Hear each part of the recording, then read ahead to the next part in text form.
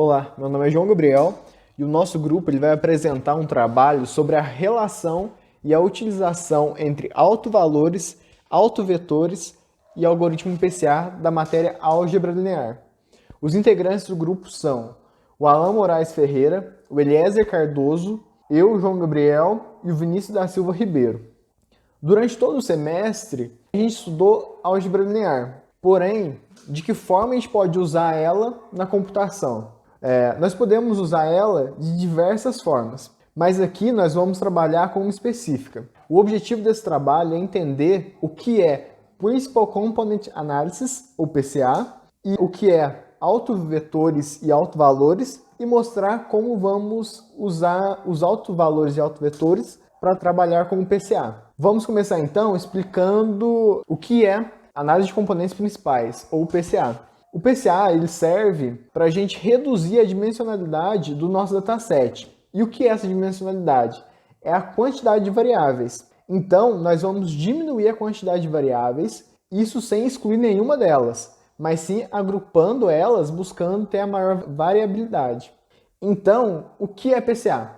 O PCA ele trata-se de uma técnica usada para identificação de um número menor de variáveis não correlacionadas, conhecidas como componentes principais de um conjunto maior de dados. Sendo assim, simplificando mais um pouco, trazendo uma outra definição, PCA é um método de obtenção de variáveis importantes no nosso dataset a partir de um grande conjunto de variáveis disponíveis em um conjunto de dados. E essas variáveis importantes vão estar na forma de componentes. Essa técnica ela é muito usada em campos como a compressão de imagens, reconhecimento facial, neurociência e computação gráfica. Então, suponha que a gente tenha 30 variáveis e a partir do PCA a gente vai reduzir agrupando elas em 4 componentes principais. O primeiro componente principal ele vai explicar em regra a maior quantidade de variabilidade dos nossos dados. Ou seja, esse primeiro componente principal aqui, ele vai explicar 67% dos dados. Já o segundo, ele vai explicar 18% e assim em diante. E qual a necessidade de a gente reduzir esses dados? A visualização não é possível com dados dimensionais muito grandes. E essas dimensões grandes são difíceis de treinar e precisam de um poder computacional maior. Além de que na hora de carregar esses dados com muitas variáveis, pode causar algum problema no armazenamento. E diminuindo esses recursos, nós vamos melhorar o desempenho do algoritmo, removendo recursos redundantes e obsoletos, que podem ser prejudiciais ao algoritmo. E para encontrar esses componentes principais, nós vamos ter que calcular o autovalor e o autovetor. Para isso, vamos entender então o que é autovalor e o que é autovetor. E isso o Vinícius vai explicar para a gente. Agora falarei um pouco sobre autovalores e autovetores. O que são autovalores e autovetores? Eles são conceitos relacionados a transformações lineares e que podem ser aplicadas em diversas áreas. Essas áreas eu posso citar algumas como mecânica quântica, temos também no processamento de imagem ou análise de vibrações. Tem também sendo utilizado muito na genética, na geração de sequências ou na computação gráfica também, ou engenharia civil.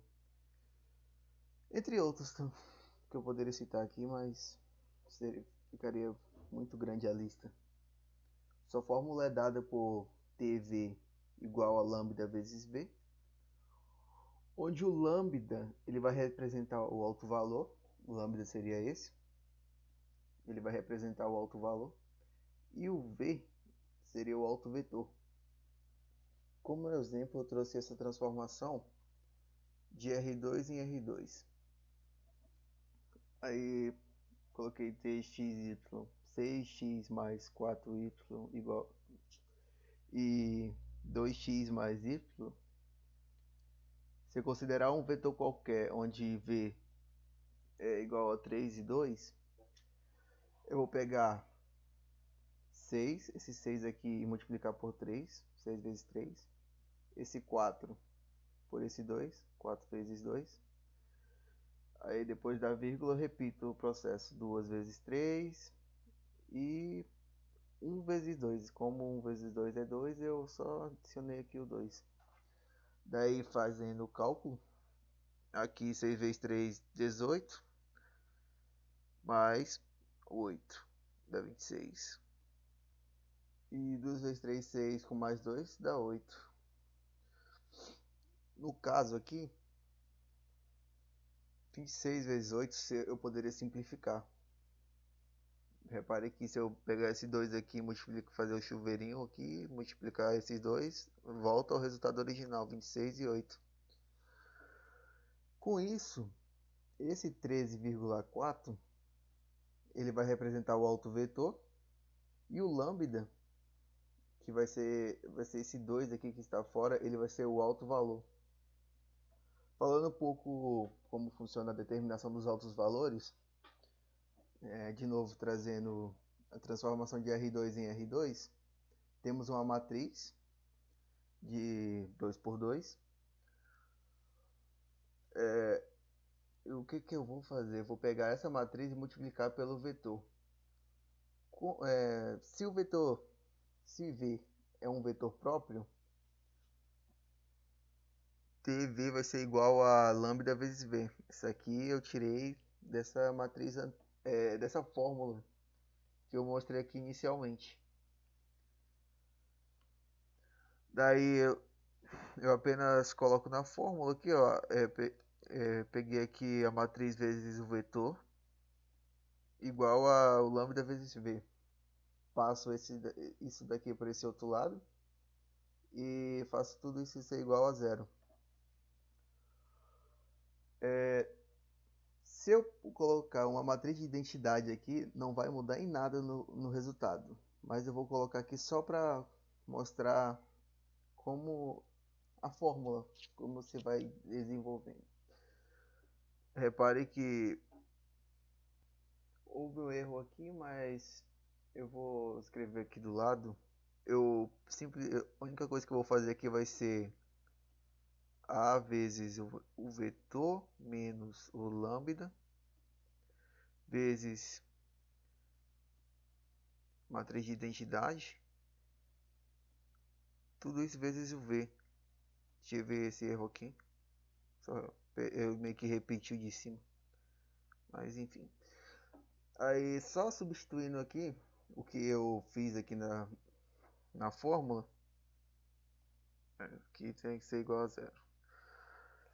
Eu peguei a matriz A, que está aqui, menos o lambda, vezes a matriz de identidade, que é 1, 0, 0 e 1. Tudo isso eu vou multiplicar pelo vetor V, que seria o x e y, e que tem que ser igual a 0 e 0.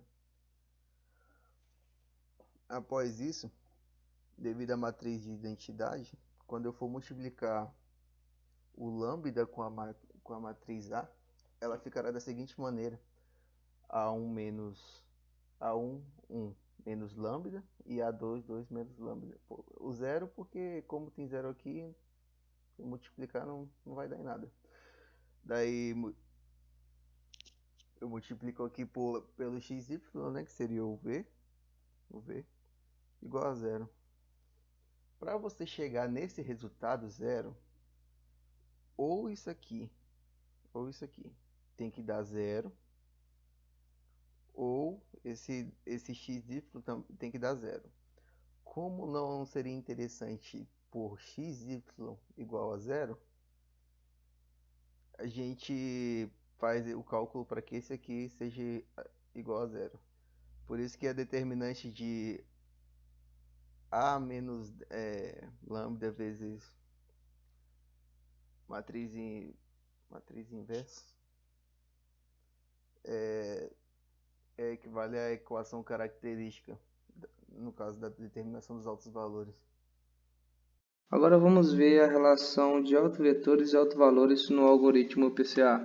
Primeiramente, um exemplo. Suponhamos que a gente queira aqui medir a qualidade de uma residência com base nas seguintes informações: localização, preço, tamanho e números de quartos. Bem, o que o algoritmo vai fazer, né, o intuito dele, como vocês já viram, é diminuir o número de variáveis com que se está trabalhando. Ou seja, nesse caso, se a gente fosse representar graficamente essas informações, a gente teria aqui um gráfico de 4 dimensões. E o objetivo, então, seria diminuir a dimensionalidade desse gráfico.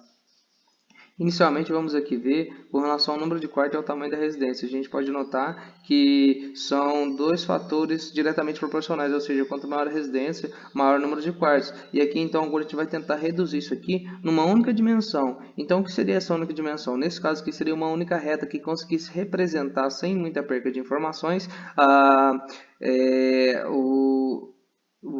relação, né, entre o tamanho da residência e o número de quartos. Então ele traçaria essa reta, que seria então o nosso componente principal, e notem que aqui ele vai tentar medir a dispersão dessas informações com relação a essa reta, né? E a gente pode notar que a dispersão se encontra principalmente no eixo X do que no eixo Y, tá? Então, ele conseguiria trabalhar com essa única reta sem a perca de muitas informações, né? Essa reta ela representaria de maneira satisfatória a relação entre o tamanho da residência e o número de quartos. Dessa forma, a gente teria apenas 3 variáveis e não mais 4, né? E fica mais fácil de analisar as informações. Agora vamos entender como que o algoritmo ele define um componente principal. Vejamos o seguinte cenário. A gente tem um gráfico bidimensional com as seguintes amostras. Como o algoritmo entende que essa é a reta ideal para representar o componente principal e não essa reta? Vamos analisar de maneira isoladamente o ponto F. Vamos assumir que ele seja a única amostra do nosso gráfico. Obviamente que essa seria a reta ideal para representar o componente principal. Então, projetando o nosso f numa reta qualquer que o algoritmo gerou, a gente tem as seguintes 3 variáveis, u, w e k, sendo que o nosso w ele representa a taxa de variação dos dados com relação ao nosso componente principal. E conforme a gente varia o coeficiente angular da nossa reta, a gente pode notar que os valores de k e w eles alteram em função da constância de u, ou seja, k e w estão inversamente proporcionais em função da constância de u. Dessa forma, a gente pode notar também que quanto maior o nosso w, mais próximo ele está de representar a nossa reta ideal para representar a componente principal. Ou seja, nesse sentido, a reta ideal é aquela reta que tenta maximizar então a taxa de variação dos dados com relação a ela mesma, né? Então, qual é a reta ideal? É a reta que maximiza a taxa de variação das informações. Bem, o que o algoritmo vai fazer dessa forma é calcular a taxa de variação isoladamente para cada ponto. Isso, claro, é a partir de uma reta que ele definiu. Calculando todas as taxas de variações, ele vai ter um somatório geral. E essa então vai ser a taxa de variação geral. E vamos agora ver aqui para o caso da reta ideal, ele calcula novamente a taxa de variações e o que a gente pode notar é que a taxa de variação da reta ideal ela é maior do que a taxa de variação da reta que não é ideal, ou seja, a S2, que é a que a gente calculou por último, ela é maior do que a S1. E na verdade não é só portanto, porque ela é maior que a S1, ela é mais indicada para ser a nossa componente principal. E obviamente a componente principal, ela vai ser a reta em que o coeficiente angular ele é ajustado tal que a somatória seja a maior somatória possível. Então, é dessa forma que a gente tem a nossa componente principal. Tá bom? Agora vamos ver como que o algoritmo define então a segunda componente principal. Uma vez definida a primeira, a segunda componente vai ser basicamente uma reta perpendicular à primeira, né, passando pela origem. Dessa forma, uma vez que a gente tem as duas componentes principais, o que a gente vai fazer é calcular a taxa de variação das informações, ou seja, o quanto cada componente representa na variação das informações, né, na variação dos nossos dados, tá? Bem, aqui está a disposição dos nossos dados. O que a gente vai fazer aqui, então, é calcular a distância das projeções do nosso dado na nossa componente principal, na nossa segunda componente principal. Porque se vocês se lembram, a gente já fez isso para a primeira, quando a gente estava calculando e definindo quem era a primeira componente. A gente precisava do somatório dessas distâncias para isso. E aí agora a gente vai calcular também para a segunda. Então aqui vocês podem ver que o somatório ele é denotado pelo módulo de cada vetorzinho, né, ao quadrado. Uma coisa que eu acho que eu não falei lá atrás é que ele é ao quadrado porque para que todo elemento que tiver no lado inferior e ou esquerdo do gráfico, ele não impacte negativamente no somatório. O somatório tem que ser de distâncias positivas, por isso que todo elemento é elevado ao quadrado. Dessa forma que a gente pode ver, a gente tem tanto o somatório, né, da dispersão dos dados, da variação dos dados na componente 1, quanto na componente 2, representados pelos vermelhinhos e os roxinhos, respectivamente. Então, aqui teria o somatório das duas, né? E nesse caso, aqui eu peguei e somei eles na mão, né, utilizando o GeoGebra, o somatório daria 80 para o componente principal 1 e 8,4 para o componente principal 2. E aí, a partir daqui, a gente vai calcular a taxa de variação. A taxa de variação ela é definida por essa forma. Então, ela é o somatório, né, sobre o número de amostragens menos 1. Então, desse modo, a taxa de variação dos dados na componente principal 1 é de 16, enquanto que no componente principal 2 é de 1,68. E enquanto que a taxa de variação total, então, seria aqui de 17,68. E aí, a partir disso aqui, a gente tem uma das coisas mais importantes, né? Que é, então, a porcentagem de variação para cada componente, ou seja, qual a representatividade de cada componente para a representação desses dados. Bem, dessa forma a gente pode ver que a componente principal 1 ela representa 90% da taxa de dispersão dos dados, enquanto que a componente principal 2 ela representa apenas 10%. Né? Aqui, com o arredondamento dos cálculos, a gente poderia forçar um 10% aqui. Né? Então, finalmente a gente chegou aqui. A nossa componente principal 1 ela é bem mais representativa do que a nossa componente principal 2, né? Sendo uma taxa de 90% para 10%. Então, pessoal, como a gente viu, para o nosso caso, né, os autovetores, eles então vão ser aqueles que indicam a direção da maior variação dos dados, enquanto que os autovalores indicam o tamanho dessas variações. E foi justamente o que a gente fez até agora, né? A gente definiu duas retas cujas direções elas estão alinhadas justamente com a maior variabilidade de informação. E quando a gente calculou a taxa de variação dos dados, essa taxa de variação de dados, ela representa então os autovalores desses autovetores. Então, que essas duas retas aqui, pessoal, elas estão orientadas por dois autovetores, né, da matriz. Porque no fundo, graficamente falando, a gente representa o nosso espaço por um gráfico. Né? Algebricamente falando, o espaço está sendo representado por uma matriz de dados. E essas duas retas aqui, então, na matriz de dados, elas estão sendo orientadas por dois autovetores, enquanto que a taxa de variabilidade que a gente calculou, elas seriam, então, os autovalores desses autovetores.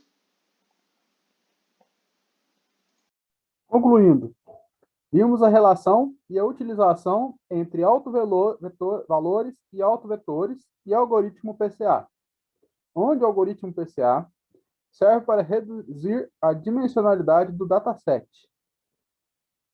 Autovetores e autovalores são conceitos das transformações lineares. E vimos também um exemplo da relação entre autovetores, autovalores e algoritmo PCA. Obrigado.